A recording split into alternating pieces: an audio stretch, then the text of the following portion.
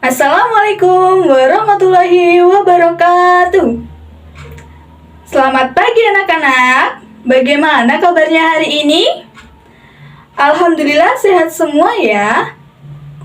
Kok lemes sih? Baik gini, kalau ibu bilang selamat pagi, kalian jawab dengan lantang dan tegas. Pagi, pagi, pagi. Baik, kita ulangi ya. Selamat pagi anak-anak.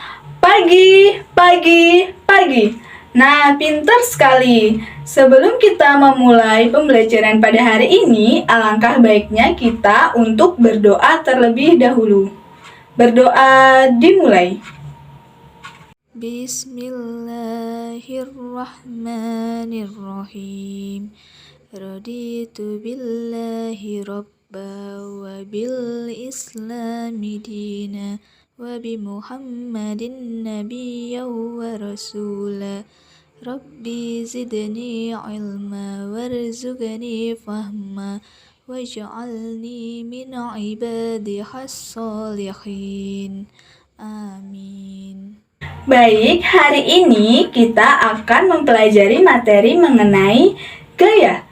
Nah, apa itu gaya? Untuk mengetahui apa itu gaya, mari simak bersama-sama kegiatan yang dilakukan oleh mereka ini.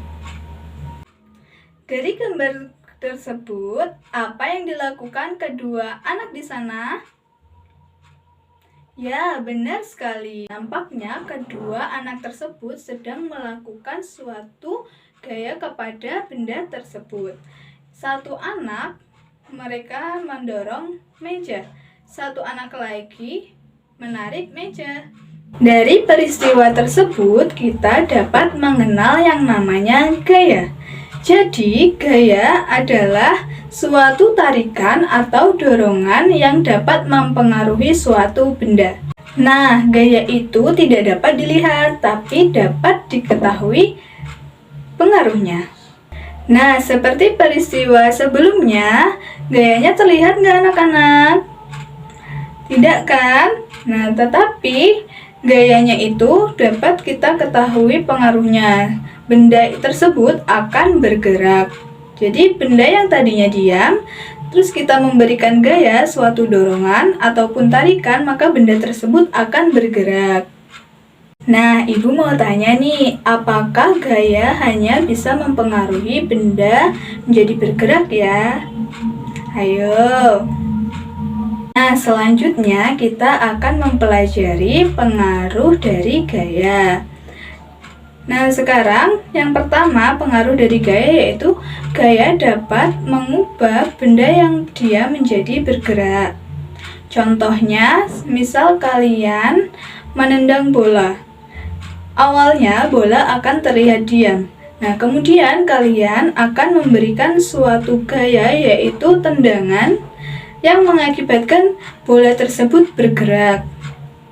Yang kedua yaitu gaya mempengaruhi benda bergerak menjadi diam.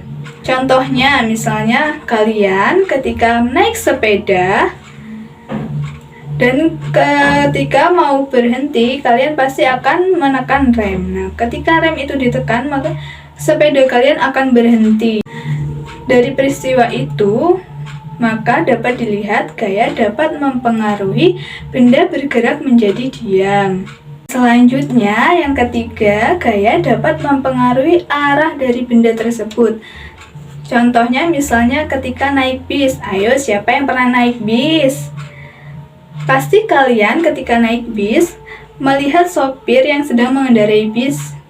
Nah, sopir akan memegang kendali. Jadi ketika misalnya sopir ingin berbelok ke kanan, akan mengarahkan setirnya ke kanan. Nah, dari kegiatan tersebut dapat diketahui bahwa gaya dapat mengubah arah dari benda.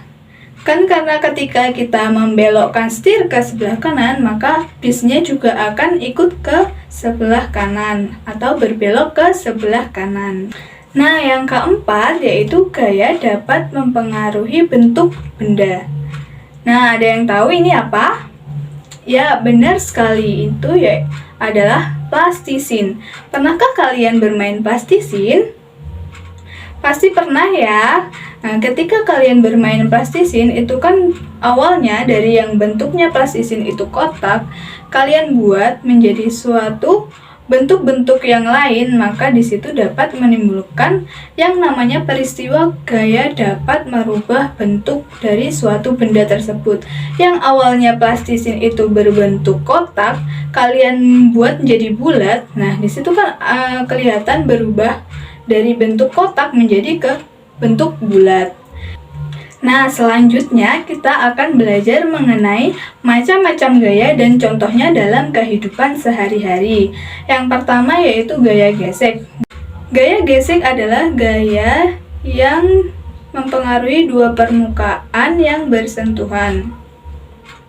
Contohnya ketika kalian bermain sepeda dan mengerem sepeda, itu terjadi sebuah gaya gesek di mana antara ban dan juga aspal itu saling bersentuhan dan saling bergesekan sehingga menyebabkan sepeda kalian berhenti. Yang kedua yaitu gaya magnet. Gaya magnet yaitu gaya yang ditimbulkan oleh dorongan ataupun tarikan yang berasal dari magnet. Contohnya misalnya ketika magnet dapat menarik sebuah jarum. Yang ketiga yaitu gaya gravitasi bumi. Gaya gravitasi bumi ini merupakan gaya yang ditimbulkan untuk menarik benda ke pusat bumi. Nah, karena gaya gravitasi bumi ini yang menyebabkan benda-benda jatuh ke bawah ke pusat bumi. Misalnya ketika buah mangga yang sudah masak itu akan jatuh ke tanah. Karena apa? Karena adanya gaya gravitasi bumi yang mengarah kepada pusat bumi. Yang keempat yaitu gaya otot. Gaya otot merupakan gaya yang dihasilkan oleh otot manusia ataupun otot hewan. Nah, contohnya ketika kalian mendorong sebuah meja, itu diperlukan sebuah gaya atau dorongan agar meja tersebut bisa bergerak. Yang kelima yaitu gaya listrik. Gaya listrik yaitu gaya yang dihasilkan oleh benda yang bermuatan listrik. Contohnya misalnya kipas angin. Nah, kipas angin ketika kita mau menyalakannya harus dihubungkan dengan benda yang bermuatan listrik, maka kipas angin tersebut akan bisa menyala. Nah, yang keenam yaitu gaya pegas. Gaya pegas merupakan gaya yang dihasilkan oleh suatu benda yang elastis. Contohnya ketika kita bermain ketapel. Nah, anak-anak, hari ini kita sudah belajar mengenai yang namanya gaya. Tadi kita belajar apa aja? Yang pertama ada pengertian gaya. Yang kedua, pengaruh gaya. Yang ketiga, macam-macam gaya. Nah, anak-anak, mari kita ulas sedikit tentang pembahasan hari ini. Mulai dari pengertian gaya. Gaya tadi apa, anak-anak? Gaya yaitu tarikan atau dorongan yang dapat mempengaruhi suatu benda. Kemudian pengaruhnya apa saja? Pengaruhnya dapat mengubah arah benda. Benar. Dapat mengubah benda yang dia menjadi bergerak. Kemudian gaya dapat mempengaruhi benda bergerak menjadi diam. Kemudian gaya dapat mengubah bentuk benda. Nah, kemudian macam-macam gaya. Macam-macam gaya tadi ada berapa anak-anak yang Ibu sebutkan? Ada 6. Yang pertama yaitu gaya gesek. Yang kedua yaitu gaya magnet. Yang ketiga yaitu gaya gravitasi. Yang keempat yaitu gaya listrik. Yang kelima yaitu gaya otot. Dan yang terakhir yaitu gaya pegas. Nah, anak-anak, itulah materi kita pada hari ini. Semoga bermanfaat dan ilmunya bisa kalian terapkan dalam kehidupan sehari-hari. Sekian materi dari Ibu pada hari ini. Setelah lebihnya mohon maaf. Assalamualaikum warahmatullahi wabarakatuh.